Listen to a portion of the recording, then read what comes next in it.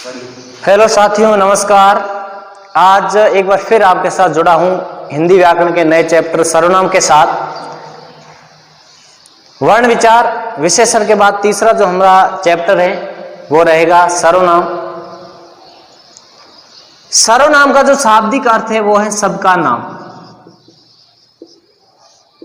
सबका नाम ही सर्वनाम है।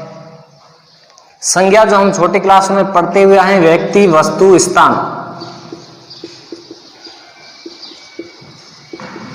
व्यक्ति, वस्तु, स्थान के नाम के बोध को संज्ञा कहते हैं। संज्ञा जो उसका है शाब्दिक अर्थ सब नाम, यानी इस धरातल पर पाए जाने वाले प्रत्येक जो नाम है वो संज्ञा है, और सबका नाम वो सर्वनाम है। सर्वनाम का हिंदी में जो प्रयुक्त होने का क्यों हुए प्रयुक्त, ये दोहरावती पुनरावृत्ति को रोकने के लिए जब हम बार बार किसी संज्ञा की आवृत्ति होती तो उसकी जगह प्रयुक्त होता। जो इसका जो परिभाषा है वो है संज्ञा के स्थान पर प्रयुक्त होने वाले शब्द सर्वनाम कहलाते हैं। कैसे प्रयुक्त होते हैं इस बात को हम पढ़ते हैं। जैसे मैं यहां 2-4 वाक्य लिख रहा हूं कि राम ईमानदार है, राम होशियार है, राम कक्षा में प्रथम आता है,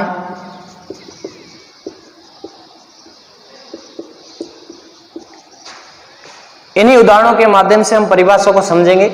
जैसे मैंने 3 वाक्य लिखे, राम ईमानदार है, राम होशियार है, राम कक्षा में प्रथम स्थान आता है। अभी जो राम राम बार बार आ रहा है, ये जो राम है ये क्या है? संज्ञा। सर्वनाम संज्ञा के स्थान पर प्रयुक्त होने वाले शब्द सर्वनाम कहलाते हैं। और क्यों प्रयुक्त होते हैं कि बार बार जो संज्ञाएं आ रही हैं इसकी पुनरावृत्ति को रोकने के लिए हम वहां सर्वनाम शब्दों का प्रयोग करते हैं। जैसे मैंने यहां लिखा, राम ईमानदार है, राम होशियार है, राम कक्षा में प्रथम आता है। इसको रोकने के लिए, इस पुनरावृत्ति को रोकने के लिए मैं यहां लिख रहा हूं, पहला जो वाक्य मैंने लिख दिया राम ईमानदार है, और इसी के जगह लिख रहा हूं वह होशियार है, वह कक्षा में प्रथम आता है। ये जो वह सर्वनाम है ये किसकी जगह आया है? राम की जगह। यानी संज्ञा के स्थान पर प्रयुक्त होने वाले जो शब्द हैं वो सर्वनाम कहलाते हैं। जैसे मैंने यहां लिखा राम ईमानदार है, इस राम की जगह, इस संज्ञा की जगह मैंने एक सर्वनाम शब्द रख दिया, वो है वह होशियार है। तो संज्ञा के स्थान पर प्रयुक्त होने वाले शब्द सर्वनाम कहलाते हैं। हिंदी में सर्वनाम के जो मुख्य भेद हैं वो है 6। मुख्यतः इसके 6 भेद हैं। कौन कौन से हैं? पहला है पुरुषवाचक सर्वनाम। पुरुषवाचक सर्वनाम, निश्चयवाचक सर्वनाम,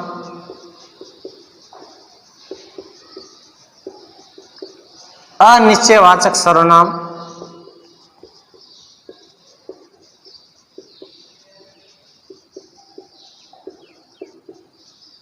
संबंधवाचक सर्वनाम,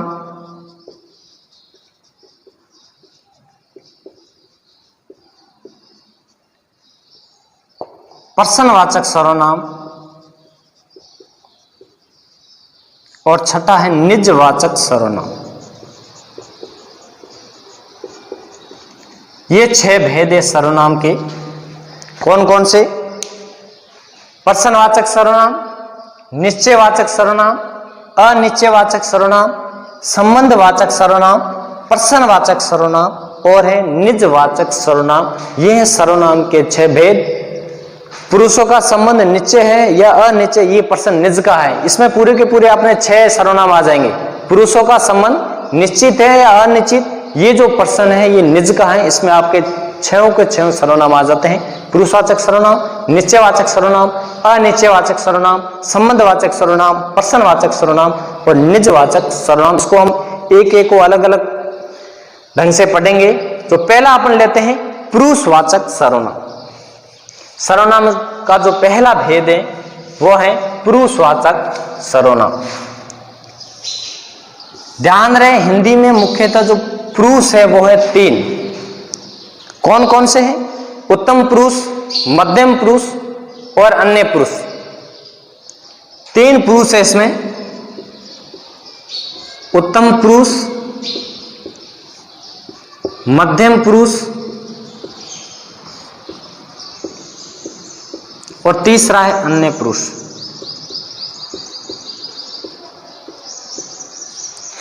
उत्तम पुरुष, मध्यम पुरुष और अन्य पुरुष, यानी पुरुषवाचक सर्वनाम के जो 3 भेद है। ऐसे भी कह सकते हैं कि पुरुषवाचक सर्वनाम के कितने भेद है? 3। उत्तम पुरुषवाचक सर्वनाम, मध्यम पुरुषवाचक सर्वनाम और अन्य पुरुषवाचक सर्वनाम। या हिंदी में जो पुरुषों के प्रकार है, पुरुष है, वो 3 है, उत्तम पुरुष, मध्यम पुरुष, उत्तम अन्य पुरुष। एक बात ध्यान रहे, अन्य पुरुष को हम प्रथम पुरुष भी कहते हैं, जो कि संस्कृत व्याकरण में चलता है। हिंदी में भी आपको पूछा जा सकता है कि प्रथम पुरुष का उदाहरण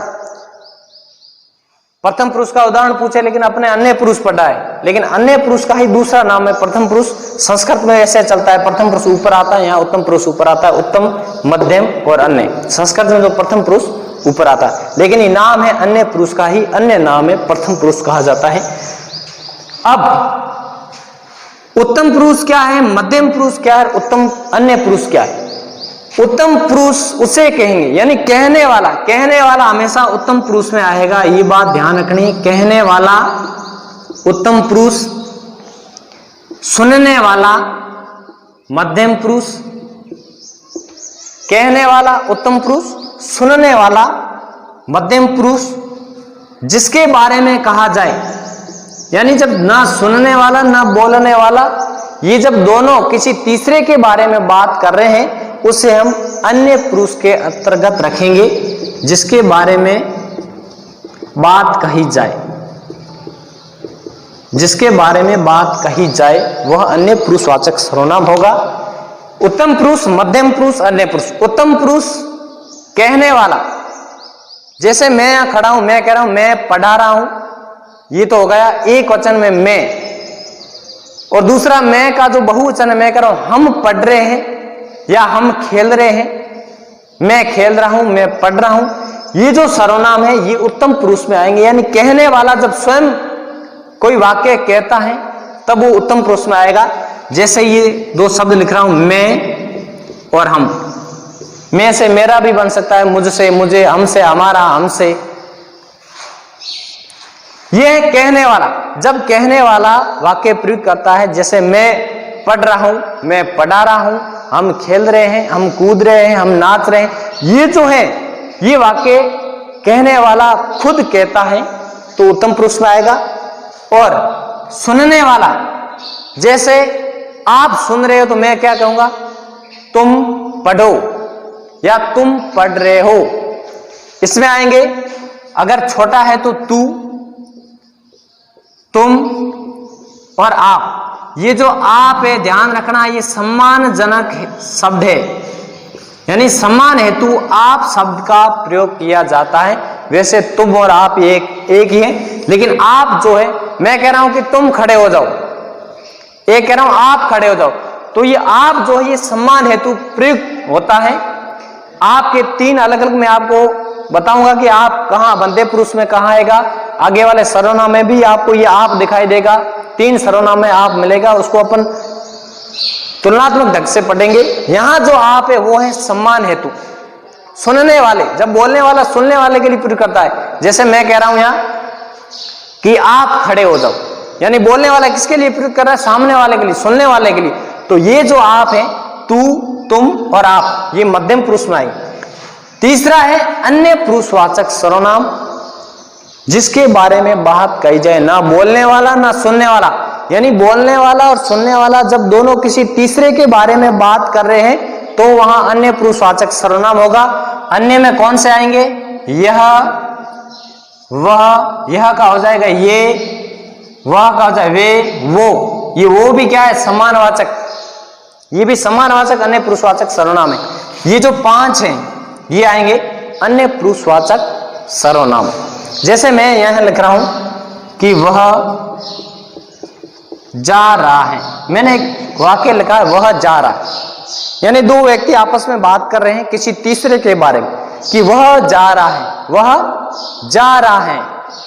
तो यहां पर जो ये वह ये जो वाक्य इसमें आपको तीनों पुरुष दिखेंगे। इसमें पुरुष कितने हैं? तीनों है। उत्तम भी है और मध्यम भी है और अन्य है। उत्तम और मध्यम क्यों है? क्योंकि वह जा रहा है, ये जो वाक्य बोल रहे हैं, कहने वाला और सुनने वाला आपस में किसी तीसरे की बात कर रहा है। इसका मतलब इसमें तीनों ही पुरुष शामिल है, लेकिन इसमें जो सर्वनाम है वो होगा आपके अन्य पुरुषवाचक सर्वनाम, क्योंकि किसी तीसरे अन्य की बात हो रही है, ना सुनने वाले की हो रही, ना बोलने वाले की हो रही। ध्यान रहे, उत्तम पुरुष, मध्यम पुरुष, अन्य पुरुष। उत्तम पुरुष कहने वाला, मध्यम पुरुष सुनने वाला और अन्य पुरुष किसी अन्य के बारे में बात की जाए, जिसे हम प्रथम पुरुष भी कहते हैं। उत्तम पुरुष में मैं और हम, मैं का बहुवचन हम, और मध्यम पुरुष में तू, तुम और आप सम्मान हेतु। ध्यान रहे, आप से अगर वाक्य बना है तो वह बहुवचन में बनेगा, एक वचन में कभी नहीं बनेगा। अगला जो हम सर्वनाम का प्रकार पढ़ते हैं वो है निश्चयवाचक सर्वनाम। अगला जो है वो निश्चयवाचक सर्वनाम। दूसरा जो सर्वनाम का प्रकार है निश्चयवाचक सर्वनाम।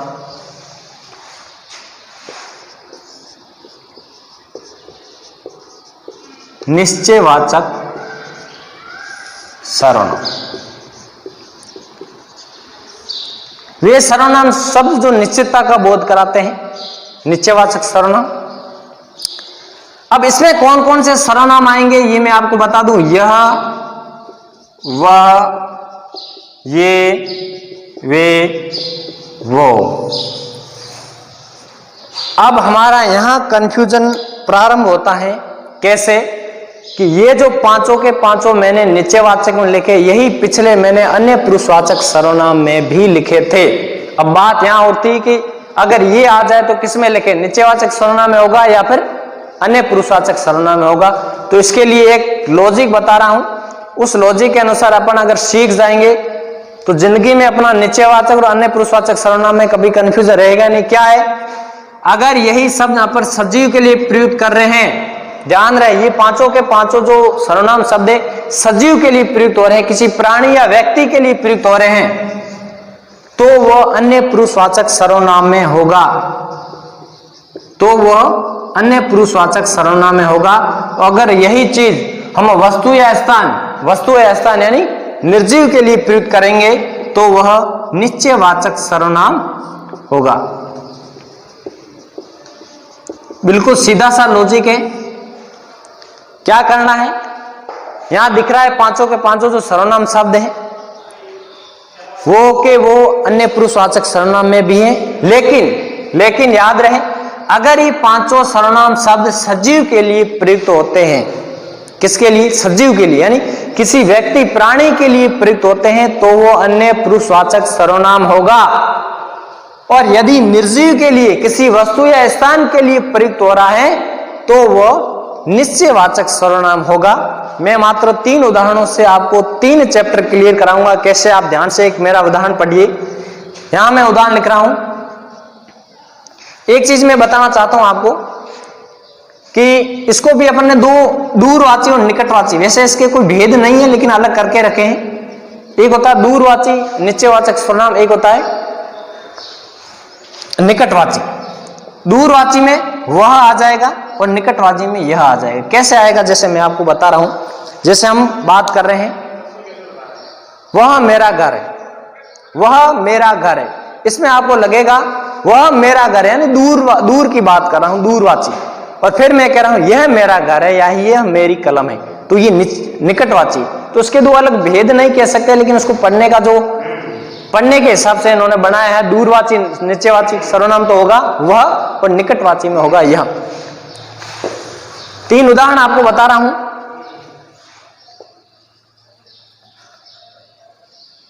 पहला है वह मेरी बहन है। ध्यान से समझ रहे हैं तीनों उदाहरणों को। दूसरा है वह मेरा घर है, और तीसरा है वह घर। इन 3 वाक्यों में अपन 3 चैप्टर क्लियर करेंगे। देखो, पहला मैंने वाक्य लिखा है कि वह मेरी बहन है। दूसरा लिखा है वह मेरा घर है। तीसरा लिखा है वह घर मेरा है। परिवर्तन कहाँ किया मैंने? वह मेरी बहिन है सजीव है, वह मेरा घर निर्जीव है, वह घर मेरा है। यहां पर मैंने सर्वनाम के जस्ट बाद घर को लिया है, संज्ञा को लिया है। मैंने क्या बताया था? अगर यह वह का प्रयोग किसी व्यक्ति या प्राणी यानी सजीव के लिए किया जाए तो वहां अन्य पुरुषवाचक सर्वनाम होगा। यहां मैंने लिखा है वह मेरी बहिन है, बहिन यानी किसी प्राणी या व्यक्ति सजीव के लिए प्रयुक्त हुआ है। यहां पर ये जो वह है यानी बहिन के लिए आया है, ये बहिन जो क्या है? सजीव है, तो यहां पर अन्य पुरुषवाचक सर्वनाम होगा।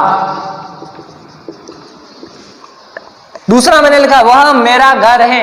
घर क्या है? घर एक किसी वस्तु या स्थान का नाम है, यानी एक निर्जीव है, इसका मतलब इसमें निश्चयवाचक सर्वनाम होगा। कैसे कि घर जो है निर्जीव है और सामने वह आया है, वह भी सर्वनाम है और वह भी सर्वनाम है, दोनों सर्वनाम है, लेकिन इन दोनों वाक्य में अलग अलग सर्वनाम का प्रकार है। पहला वह मेरी बहिन है सजीव है, अन्य पुरुषवाचक सर्वनाम। दूसरा मैंने लिखा वह मेरा घर है। घर क्या है? निर्जीव है, तो यहां पर आप निश्चयवाचक सर्वनाम लिख सकते हैं, निश्चयवाचक सर्वनाम। दो बात क्लियर हो गई। तीसरा मैंने क्या परिवर्तन किया? यहां वह घर मेरा है, यानी सर्वनाम के तुरंत बाद मैंने संज्ञा को रखा है, यानी घर को सर्वनाम के तुरंत बाद रखा है। ये चीज हम विशेषण में पढ़ चुके हैं। विशेषण पहले पढ़ने का यही कारण था, क्योंकि यहां पर कंफ्यूजन ज्यादा होता है। संकेतवाचक या सार्वनामिक विशेषण और निश्चयवाचक सर्वनाम में दोनों में आपसी जो कंफ्यूजन है वो यहां इस वाक्य के द्वारा हम दूर कर देंगे। यहां मैंने लिखा है कि वह घर मेरा है। अगर सर्वनाम शब्द के तुरंत बाद संज्ञा आए तो वो सर्वनाम नहीं होगा, वह होगा विशेषण। और विशेषण कौन सा होगा? सार्वनामिक विशेषण, जिसे हम संकेतवाचक विशेषण भी कहते हैं। सार्वनामिक विशेषण या संकेतवाचक विशेषण भी कहते हैं। थोड़ा सा यहां ध्यान रखने की आवश्यकता है कि यहां जो मैंने पहले दो शब्द लगे, यहां पर वह के तुरंत बाद कहीं भी संज्ञा नहीं है, लेकिन तीसरा जो वाक्य लिखा है उसके सर्वनाम के जस्ट बाद तुरंत बाद क्या है? घर संज्ञा है। तो अगर सर्वनाम शब्द के तुरंत बाद अगर कोई संज्ञा आए तो वहां पर सर्वनाम नहीं होगा, वहां पर सार्वनामिक विशेषण होगा, जिसे हम संकेतवाचक विशेषण भी कहते हैं। तो ये तीन जो वाक्य लिखे इसमें अपना अन्य पुरुषवाचक सर्वनाम क्लियर हो रहा है, निश्चयवाचक सर्वनाम क्लियर हो रहा है, और इन्हीं से जो मिलता जुलता सार्वनामिक संकेतवाचक विशेषण है, इनके वाक्य एक दूसरे से मिलते जुलते। फर्क क्या है कि जो अन्य पुरुषवाचक है सजीव के लिए प्रयुक्त होता है यह और वह, और निश्चयवाचक में निर्जीव के लिए प्रयुक्त होता है। और वही सार्वनामिक और संकेतवाचक विशेषण में क्या होता है कि सर्वनाम के तुरंत बाद संज्ञा आती है और दूसरों में तुरंत बाद संज्ञा नहीं आकर के अन्य जगह संज्ञा आती है। ये थे अपने पुरुषवाचक सर्वनाम और निश्चयवाचक सर्वनाम। इससे आगे वाला जो प्रकार है हम अगली कक्षा में पढ़ेंगे। आपको अगर ये वीडियो अच्छा लगे तो लाइक करें, कमेंट करें, शेयर करें और सब्सक्राइबर से जरूर करें। धन्यवाद।